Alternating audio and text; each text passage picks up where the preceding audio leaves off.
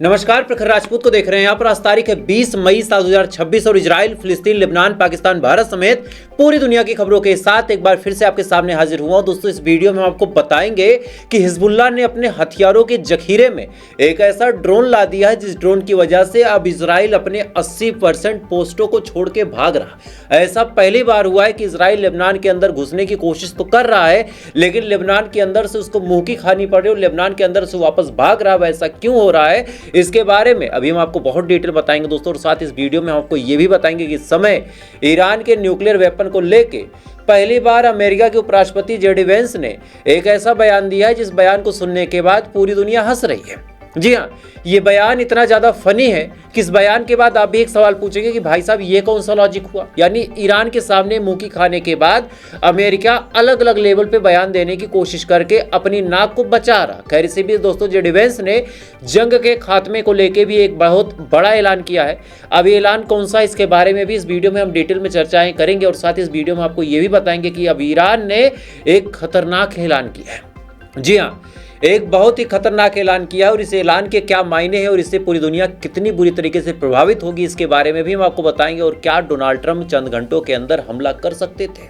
जी हाँ, ये official statement Donald Trump का है और ऐसा क्यों डोनाल्ड ट्रंप ने कहा, इसके पीछे क्या वजह है, इसके बारे में भी हम अभी आपको बहुत डिटेल में समझाएंगे। यानी यकीन मानिए दोस्तों, आज का ये सेशन बहुत ज़्यादा अहम होने वाला है, बहुत ज़्यादा इंपॉर्टेंट होने वाला है। इस वजह से अगर आप चैनल पर नए हैं तो वीडियो को लाइक जरूर कर लीजिएगा, चैनल को सब्सक्राइब जरूर कर लीजिएगा और साथ इस वीडियो को लास्ट तक जरूर देखिएगा ताकि जितनी भी मैं खबरें बताऊं सारी खबरें आपको सटीक जानकारी के साथ मिलती रहे। इस वजह से आप कहां से देख रहे कमेंट भी करके मुझे बता सकते हैं। तब तक दोस्तों एक एक करके मैं आपको खबरें बताता हूं। और सबसे पहली, सबसे बड़ी, सबसे अहम खबर यह है कि डोनाल्ड ट्रंप ने अपने बयान में कहा कि हम तो चंद घंटे के अंदर हमला करने वाले थे।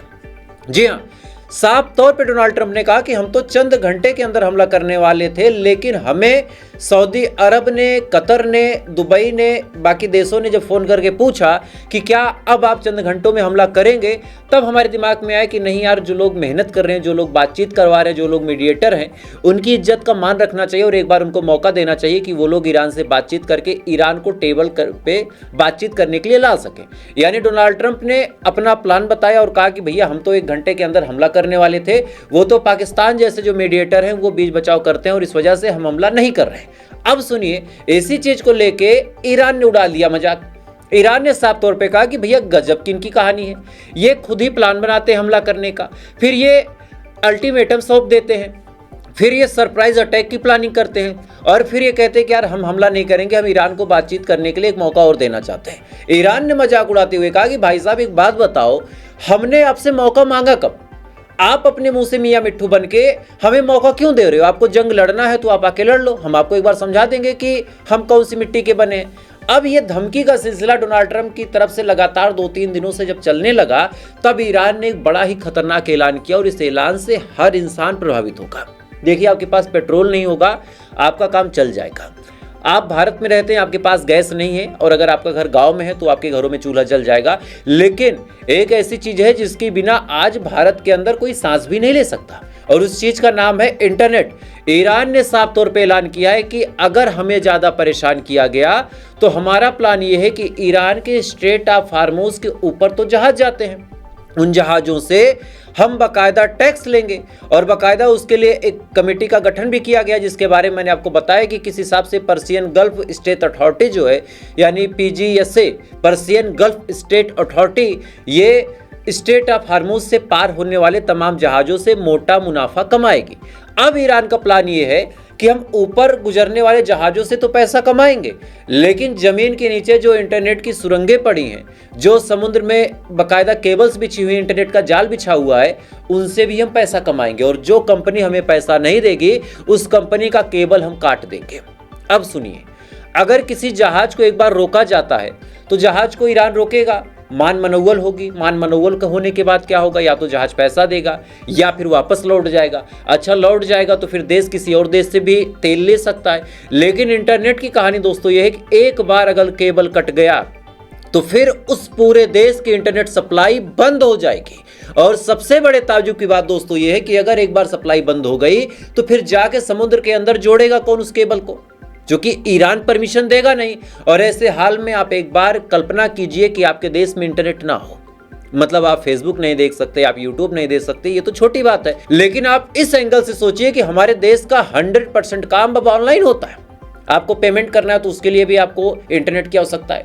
आपको बैंक में कुछ करना है, वहाँ पे बैंक सर्वर की आवश्यकता है।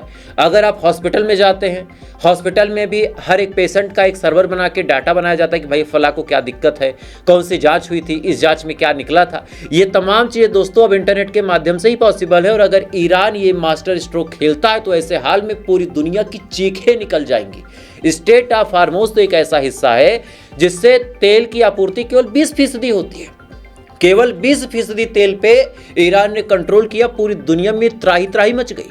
अब आप सोचिए कि इंटरनेट जिससे पूरा देश कनेक्टेड होता है, अगर एक झटके में ईरान ने वो केबल काट दी तो ऐसे हाल में पूरी दुनिया का क्या हाल होगा, पूरी दुनिया की कैसे चीखें निकलेंगी। एक बार आप कल्पना करके सोचिए कि अचानक से आप सो के उठते हैं, आपका इंटरनेट बंद हो जाता है, आपके मोबाइल में सिग्नल नहीं आते, आप किसी जगह पे काम करते हैं, पता चलता है सर्वर नहीं आ रहा, आप किसी हॉस्पिटल में जाते हैं, पता चलता है कि भाई पेशेंट का इलाज नहीं हो सकता, आप किसी बैंक में पैसा निकालने जाते हैं, पता चलता है कि भाई पैसा नहीं निकाला जा सकता, आप कहीं ट्रैवल करते हैं, पता चलता है कि आपका जो फास्टैग है उससे रिचार्ज नहीं हो सकता, आप कहीं पेमेंट करना चाहते हैं, आपका गूगल पे नहीं चल रहा, आप कहीं कोई भी इंटरनेट से जुड़ा काम नहीं कर सकते, स्कूल क्रैश हो जाएंगे, हॉस्पिटल क्रैश हो जाएंगे, बैंक क्रैश हो जाएंगे, बड़े बड़े जो सर्वर हैं वो क्रैश हो जाएंगे, बड़े बड़े जो साइंसदान इस समय इस जुगत में लगे हैं कि हम कोई नया प्रोजेक्ट बना दें, वो तमाम चीजें फेल हो जाएंगी। और ये ईरान का एक बहुत बड़ा मास्टर स्ट्रोक होगा दोस्तों। और इसी मास्टर स्ट्रोक से अब अमेरिका बुरी तरीके से डरा हुआ है और अमेरिका पूरी दुनिया को अपने पक्ष में लेना चाहता है। आज अमेरिका के उपराष्ट्रपति जेडी वेंस ने 2 बड़े बयान दिए और दोनों बड़े बयान मैं आज आपको बहुत ही डिटेल में समझाऊंगा। सबसे पहले जेडी वेंस ने न्यूक्लियर के मामले में ईरान को इस हिसाब से समझाया, यानी ईरान की कंडीशन को इस हिसाब से समझाया कि देखिए न्यूक्लियर न्यूक्लियर बनाता है तो उसमें कोई गलती नहीं है। मतलब अब जेडी वेंस को यह बात पता चल गई कि अगर हम ये कहेंगे कि ईरान के पास न्यूक्लियर वेपन नहीं हो सकता तो पूरी दुनिया सवाल पूछेगी क्यों नहीं हो सकता। अब जेडी वेंस ने इस चीज को जब ऑब्जर्व कर लिया तो जेडी वेंस ने अब एक थ्रेट खेल खेला, यानी पूरी दुनिया को डराने के लिए जेडी वेंस ने कहा कि देखिए ऐसा है भाई साहब, अगर ईरान के पास न्यूक्लियर होगा तो फिर बाकी देश भी न्यूक्लियर बनाना चाहेंगे। अब बाकी देश का मतलब क्या है? ईरान के पास न्यूक्लियर है, फिर सऊदी कहेगा, फिर दुबई कहेगा, फिर तुर्की कहेगा, फिर कतर कहेगा, फिर बहरीन कहेगा, फिर यमन कहेगा। अच्छा, ये तमाम बातें इन्होंने इसलिए बोली ताकि पूरी दुनिया के अगल बगल जो दुश्मन मौजूद हैं वो डर जाए कि भाई अगर ईरान बनाएगा तो हमारा दुश्मन ही बना लेगा, ऐसे हाल में हमें घाटा होगा। और ये मास्टर स्ट्रोक खोलते हुए डोनाल्ड ट्रंप के सबसे चहेते जेडी वेंस ने कहा कि हम ईरान को इस वजह से रोक रहे हैं कि अगर ईरान न्यूक्लियर बनाएगा तो फिर बाकी देश भी बनाएंगे। जरा सुनिए थोड़ा सा। It's actually a very simple proposition here. There are 2 options, 2 pathways we can go down when it comes to the Iran situation. So step back for a little bit. What the President of the United States has said is, number one, Iran can never have a nuclear weapon. And I think it's important for the American people and all of you to appreciate that when we say that, it's not just that Iran cannot have a nuclear weapon, it's what would happen if the Iranians did get a nuclear weapon. We know that a lot of nations all across the Gulf would then want their own nuclear weapon, and then a lot of nations all across the world. And what has been a very effective bright spot of American foreign policy. इस video में आप साफ तौर पे सुन सकते हैं कि JD Vance ने किस हिसाब से पूरी दुनिया के दुश्मनों का ढाल एक तरह से ईरान के पीठ पे चिपका दिया और कहा कि अगर ईरान बनाएगा भैया तो आपके पड़ोसी भी बनाएंगे, तो हम ईरान को इस वजह से रोक रहे हैं ताकि आपके दुश्मन ना बना सके। यानी एक तरह से पूरी दुनिया को अपने खेमे में लाने की कोशिश जेडी वेंस ने की, लेकिन ये कोशिश आज के टाइम में बुरी तरीके से फेल है, चूंकि ईरान आज बहुत बुरी तरीके से पूरी दुनिया के ऊपर हावी है। कैसे भी जेडी वेंस ने एक साइड लाइन भी चूज की। जेडी वेंस ने कहा कि देखिए हम सब व्यापारी हैं और जंग वंग में हम ज़्यादा दिन तक रहना नहीं चाहते और एक टाइम के बाद हम बिजनेस पे लौटना चाहते हैं। इसका मतलब जेडी वेंस का कहना यह है कि ईरान के साथ जैसे तैसे हमारी डील हो जाए और यहाँ से हम अपना बोरिया बिस्तर समेट के निकल जाए। थोड़ा सा सुने आप। That lasts forever. I think a lot of Americans, especially my generation, who are worried about forever endless conflicts, we have to remember, I think you said 11 weeks, a big chunk of that has been a ceasefire. This is not a forever war. We're going to take care of business and come home. That's what the president's promised, and that's exactly what he's going to deliver. इस video में आप साफ तौर पे सुन सकते हैं कि JD Vance ने यह भी बता दिया कि हम ईरान के साथ बहुत लंबा नहीं लड़ पाएंगे और जाहिर सी बात है ईरान के साथ लड़ने के लिए इनके पास कुछ है नहीं। ये किस मुद्दे पे लड़ेंगे? स्टेट ऑफ हार्मोज ये फ्री करा नहीं पाए, ईरान के न्यूक्लियर मामले पे ईरान को सुनने को तैयार नहीं है। तीसरी बड़ी बात, मिसाइल का मामला बहुत तेजी के साथ निकला था कि भाई ईरान की मिसाइलों की रेंज 200 किलोमीटर होनी चाहिए, ईरान सुन ही नहीं रहा। अमेरिका उस मामले में बोल के अपनी इज्जत नहीं गंवा रहा। तो ऐसे हाल में ईरान तो टोटली अपर हैंड पे। अब सुनिए दोस्तों, इधर तो ये तमाम चीज चल रही है, इधर ईरान की एक छोटी सी प्रॉक्सी हिजबुल्लाह, उसने इजराइल को इतना मारा है कि इजराइल ने लेबनान के अंदर जितने पोस्ट बनाए थे उसमें से 80 पोस्ट, मतलब 80% यानी 100 में से 80 पोस्ट ऐसे हैं जो बुरी तरीके से डिस्टर्ब हो गए। और इसमें सबसे बड़ा योगदान दोस्तों हिजबुल्लाह के एक खास ड्रोन का है, जिसकी तस्वीर आप स्क्रीन पे देख सकते हैं। अब कई सारे लोगों के दिमाग में सवाल आ सकता है कि भैया जिस इजराइल के पास इतने खतरनाक डिफेंस सिस्टम है, इजराइल का आयरन डोम है, आयरन बीम है, लेजर बीम है, एरो डिफेंस सिस्टम है, थार्ड डिफेंस सिस्टम है, इनका एंटी जैमर सिस्टम है, तो आखिर ऐसी कौन सी चीज है जिस वजह से ये ड्रोन इतना घातक है? तो अब इसके बारे में थोड़ा सा मैं आपको बता देता हूं। इससे पहले क्या हो रहा था कि जो भी हमला हिजबुल्लाह करता था वो रॉकेट के जरिए करता था, और रॉकेट की एक सबसे अच्छी और सबसे बुरी कहानी मैं आपको बता देता हूं। ये तमाम चीजें आपको कोई ज्यादा डिटेल में नहीं बताएगा, लेकिन आपको समझना है, इस वजह से मैं थोड़ा सा आज खोल खाल के डिटेल में बता रहा हूं। रॉकेट की कहानी ये होती है कि रॉकेट का जो मोशन होता है प्रोजेक्टाइल होता है। प्रोजेक्टाइल का मतलब क्या है कि अगर इस जगह पे मुझे इस रॉकेट से मारना है तो ये रॉकेट पहले यहां जाएगा, मेरे हाथ को आप ध्यान से देखें, इसके बाद फिर यहां आके गिरेगा, और जब यहां से यहां आके गिरेगा और यहां कोई रडार सिस्टम या फिर डिफेंस सिस्टम है तो इस चीज को, इस रॉकेट को यहां पे सेंस कर लेगा, और इधर से एक इंटरसेप्टर अगर फेंकता है तो यहां पे ये इंटरसेप्ट हो जाता है। और रॉकेट यहां पे एडवांटेज केवल इस चीज का पाता है कि भाई उसकी रेंज बढ़ जाती है। मतलब अगर आपको कहीं मारना है तो आप 50 मीटर, 100 मीटर, 200 मीटर की रेंज नहीं देखेंगे, आप किलोमीटरों में बात करेंगे कि भैया हम 500-600 किलोमीटर दूर तक अपने रॉकेट को फेंक सकते हैं। तो डिस्टेंस उसका एडवांटेज है, लेकिन ये प्रोजेक्टाइल मोशन में आता है, इस वजह से इसको इंटरसेप्ट करना आसान है। और इसी वजह से हिजबुल्लाह इससे पहले जब हमले करता था तो इजराइल बड़े आराम से इंटरसेप्ट कर लेता था। लेकिन इस बार क्या हुआ, हिजबुल्लाह ने देखा कि भाई साहब हमारे हर हथियार को इजराइल बड़े आराम से गिरा दे रहा, तो हम इतना परेशान क्यों हैं? हमें बहुत दूर तक थोड़ी ना मारना, हमें अंदर तक मारना थोड़ी ना है, हमें बस अपने बॉर्डर को सेव करना। तो ऐसे हाल में क्या किया हिजबुल्लाह ने अपने ड्रोन के आगे 2-3 मॉडिफिकेशन कर दिए। पहला काम यह किया कि अपने ड्रोन को क्रूज टेक्नोलॉजी पे बना दिया।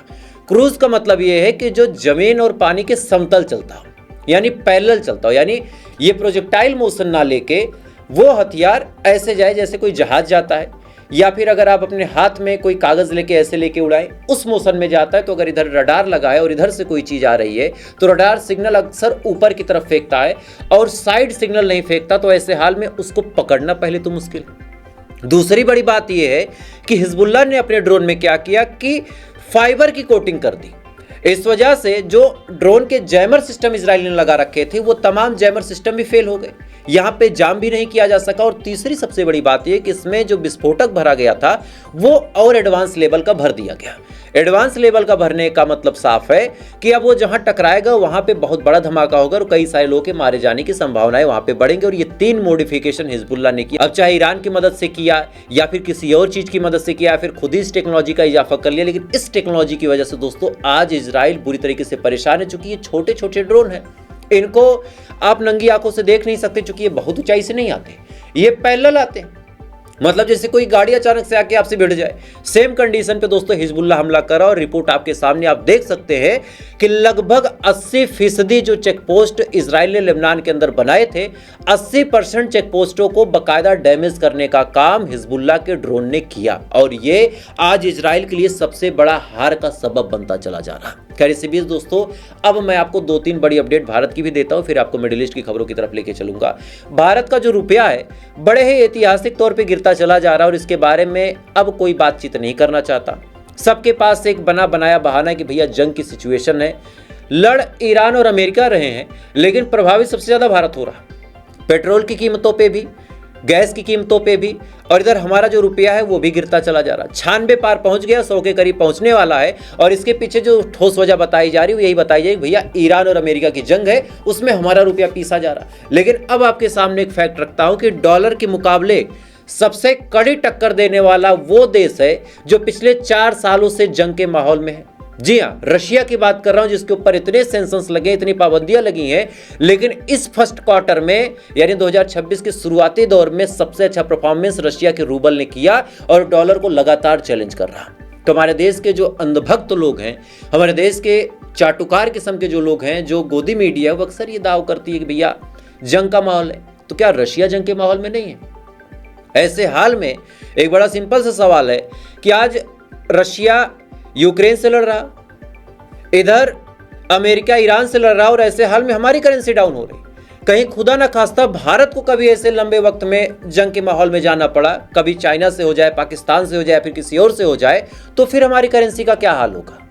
अगर आप सोचेंगे तो ये सवाल दोस्तों बहुत बड़ा भी है, बहुत वाजिब भी है, लेकिन अगर आप अंधभक्त हैं तो आपके लिए मोदी ही खुदा, समझ रहे हैं। खैर दोस्तों, इसी बीच आप लोगों के सामने एक मिथ बहुत बुरी तरीके से परोसा जा रहा है और इस मिथ को भी मैं क्लियर कर देना चाहता हूं कि कई सारे लोगों को ये लगता है कि भारत में जो पेट्रोल के दाम बढ़ रहे हैं, जो गैस की क्राइसिस है, जो तेल नहीं पहुंच पा रहा है, और ऐसे हाल में सारा ब्लेम उठा के ईरान पे रख दिया गया और कहा जा रहा है कि भैया ईरान स्ट्रेट ऑफ हार्मुज बंद करके बैठा है, आ नहीं पा रहा, तो भारत की सरकार क्या करे। मैं ये मानता हूं कि भारत की सरकार कुछ नहीं कर सकते, लेकिन ब्लेम अगर आप ईरान को करते हैं तो आप अनपढ़ भी हैं, आप जाहिल भी हैं। क्यों? फैक्ट आपके सामने है। आज यूएस सेंट्रल कमांड ने एक वीडियो जारी किया और इस वीडियो में यूएस सेंट्रल कमांड ने खुद ये बात एडमिट कर ली कि भाई साहब, हमने 89 ऐसे शिप थे जो तेल वगैरह लेके जा रहे थे, उनको लौटा दिया। मतलब स्ट्रेट ऑफ हार्मुज से तो आराम से पार हो गए थे, लेकिन पर्शियन गल्फ में आके उनको हमने लौटा दिया। वीडियो आप स्क्रीन पे देख सकते हैं, ये उसी घटना का वीडियो जिसको यूएस सेंट्रल कमांड ने बाकायदा जारी करते हुए बताया कि भाई साहब, हमने कितना बड़ा तीर मारा है। तो जो अंधभक्त किस्म के लोग अक्सर ये कहते हैं कि भैया ईरान रोक रहा है, तो ईरान तो 89 जहाजों को पार होने दे रहा। रोकने वाला, कांड करने वाला अमेरिका है और इस चीज को समझना पड़ेगा। आज फिर अपडेट निकल के सामने आई ब्रिक्स के हवाले से, मैं आपको बता रहा हूं, स्क्रीन पे आप खबर भी देख सकते हैं। ब्रिक्स में आज साफ तौर पे ये खबर छपी है कि ईरान से एक जहाज लिंक होने की वजह से अमेरिका ने सीज कर लिया और इसमें 1 मिलियन बैरल के करीब कच्चा तेल लदा था। ये किस देश को मिलने वाला था इसके बारे में भी कोई जानकारी नहीं है, लेकिन सोचिए जहां भी ये तेल जा रहा था वहां पे क्या स्थिति होगी। खैर, अंधभक्तों का कोई इलाज नहीं है, लेकिन अगर आप लोग समझदार हैं और मेरी इस पत्रकारिता को सपोर्ट करते हैं तो वीडियो को लाइक करके चैनल को सब्सक्राइब जरूर कर लीजिएगा, ताकि जब भी मैं वीडियो लाऊं सबसे पहले आप तक पहुंचे। बाकी थोड़ी देर बाद आपसे फिर मुलाकात होगी ऐसी किसी खबर के साथ। तब तक आप अच्छे रहें, खुश रहें, अपना ख्याल रखें, अपने देश का ख्याल रखें। जय हिंद, ऊपर वाला आपकी हिफाजत करे।